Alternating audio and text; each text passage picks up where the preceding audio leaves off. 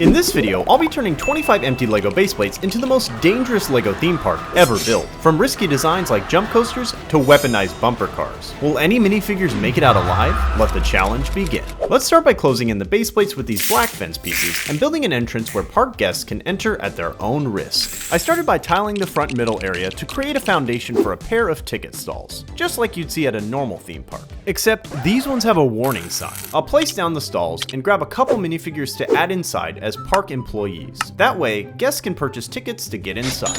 After building a roof to place on top, it's time to figure out a name for the park. How about Peril Park?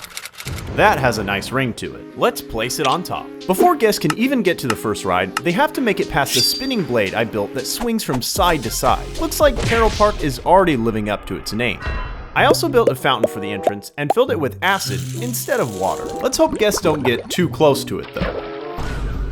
I'll add the finishing touches like a couple benches, lamps, and trash cans. Now the entrance to the park is fully complete and we're already down to a 50% survival rate. Directly behind the entrance, I'll add this giant skull that I built for guests to go through. It's the perfect mascot for the theme park and it's a pretty sick way for guests to start their journey into the actual park. Now let's begin work on building our first ride, a jump track roller coaster. I started by taking these round green bricks to create supports for the roller coaster. Then I grabbed a ton of yellow track pieces in different shapes to create hills, curves, spirals, and of course, jumps. I placed on the beginning of the ride, which drops into a turn and then goes straight into an uphill climb, which every good roller coaster starts with. The uphill section leads into a short drop, then a 180-degree turn, before ending in one last drop, which I nicknamed the Forever Nap.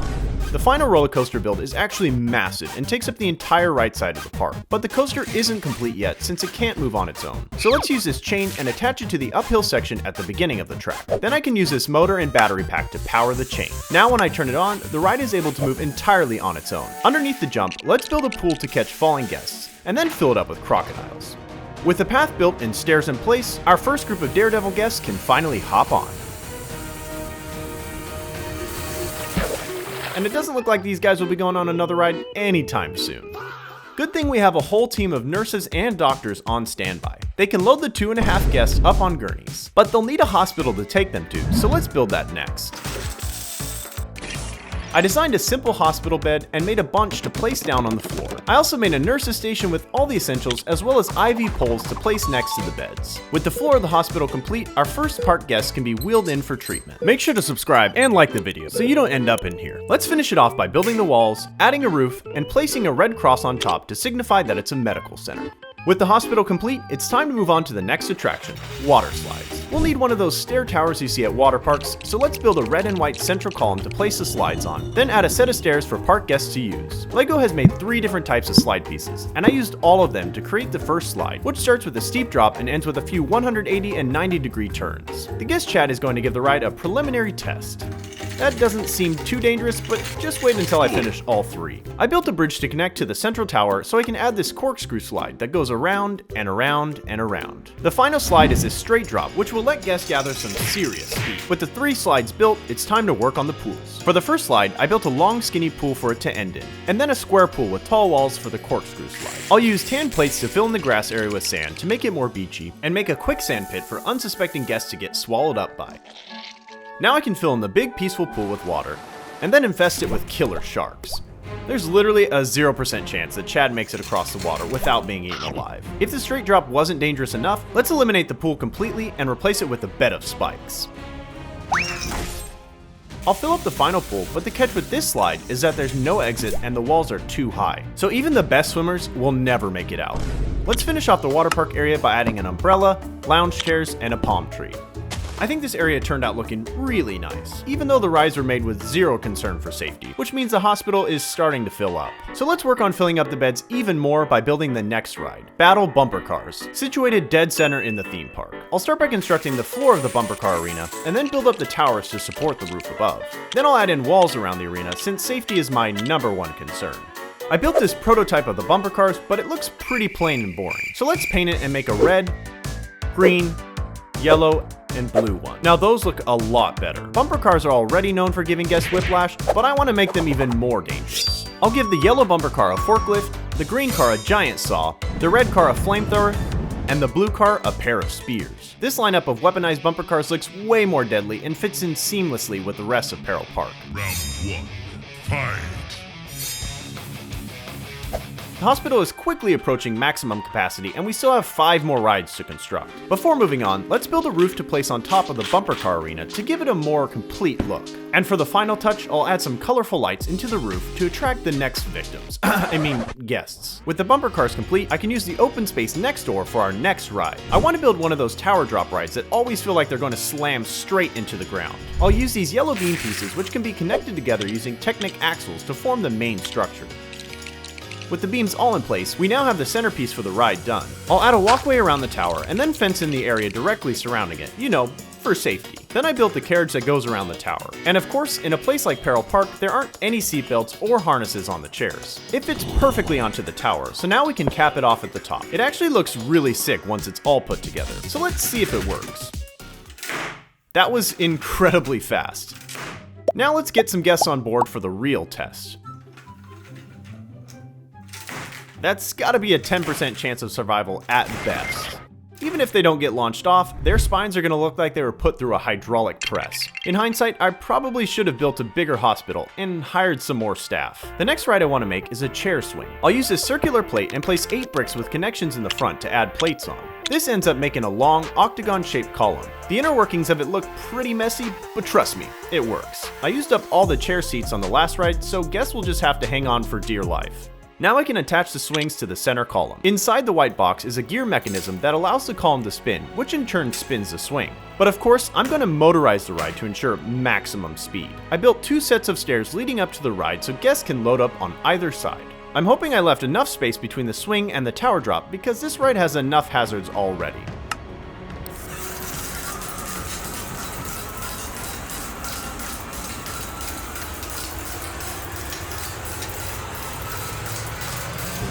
Well, looks like it was a little too close after all. Against all odds, one person made it out uninjured. Michael, don't leave me here! But we can't say the same for everyone else. I guess we can send them to the overcrowded hospital just in case there's any hope for survival. The theme park is starting to fill up, but we still have a few smaller attractions to build before the last big coaster. A lot of theme parks have slingshot rides, so I'm going to build a killer version of that next to the skull. I'll use 6 of these gray beams to create the supports for the slingshot. I built a red target where guests will hopefully end up. I'm going to use several of these rubber bands and connect them together to make one long piece. Now with the rubber band in place, it's time for guests to try it out. Looks like Grandpa is feeling brave.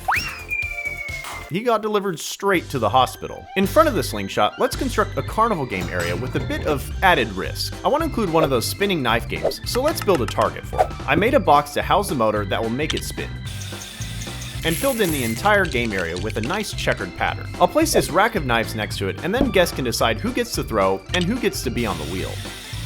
It looks like this guy's got a pretty deadly aim. In the middle, I'll make one of those ball toss games. These barrel pieces will be perfect for it. There's even a top row for prizes, but instead of using a boring ball, I'll swap it out for a grenade. As long as the guests don't hold it for too long, they should be safe. I'll finish off the stand by adding a roof with colorful lights on it. In the final spot, I'm going to build a dunk tank. I'll use these curved pieces to create the tank, and this mechanism will allow guests to get dunked. Instead of cold water, guests will get dunked into boiling hot water. Now they can take turns trying to dunk each other. Yeah, that's definitely gonna leave a mark. Now our hospital is so full that injured guests are just lucky to get a spot on the floor. Before we build the final, most deadly ride, let's build a food court area. I'll start by building a burger stand. Inside, I'll place down a soda machine, grill, and prep station. The cook has been leaving the patties out a little too long, so they've started turning green. After placing down the walls of the stand, I built the top half of a burger to go on top, which actually looks pretty tasty. Guests are definitely going to get food poisoning though. Next to the burger stand, I'll build a soda stand that serves some mysterious green drinks. I'll use these clear bricks to make ice on top and then finish it off with a giant straw. But it looks like rats have started making a nice home in the drink stand. With all the danger in the park, I'll build the one safe area for guests, the bathroom. I'll place down a sink and toilet, which guests can sit on to seek some shelter. With the walls in place and the roof on top, all that's left is to add my favorite detail, the massive toilet. I'll finish off the area by adding in some tables and benches. If guests have made it this far, they deserve a place to relax. We only have one open area left in the park, so let's make a ride that guarantees a 0% survival rate. Like the first ride, this roller coaster is going to come to an abrupt end. But this time, I'm going to build a giant volcano at the bottom of the track for the cars to fly into. This volcano is looking a bit barren, so let's add these orange slope pieces to the sides of the mountain to give it a nice flowing lava look. I placed lights inside the volcano's opening to give it a fiery look inside. Then I layered some orange pieces over the lights to give it a softer volcanic glow. All that's left to get this coaster moving is to motorize it by adding in a chain and then using these custom supports to feed the chain through. Along the side of the track, I laid out a queue line for guests to wait in and added stairs up to a loading platform. And now it's time for this brave group of guests to embark on the last ride of their lives.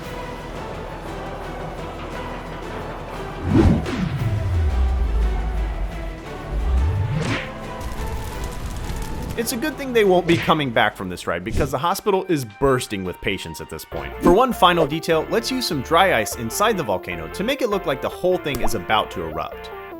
I gotta say, it looks pretty threatening.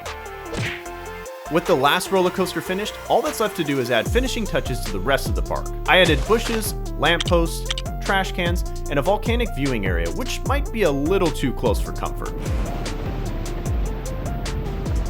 We'll need to place down Peril Park's mascots and some more minifigures since all of our original guests are either in the hospital or no longer with us. And with that, our dangerous theme park is complete. The final layout turned out even better than I imagined. Let me know what ride was your favorite in the comments below. And if you're looking for something a little less dangerous and more in your comfort zone, you can grab some of my new MKMBrick merch linked down below. Thanks so much for watching and stay awesome.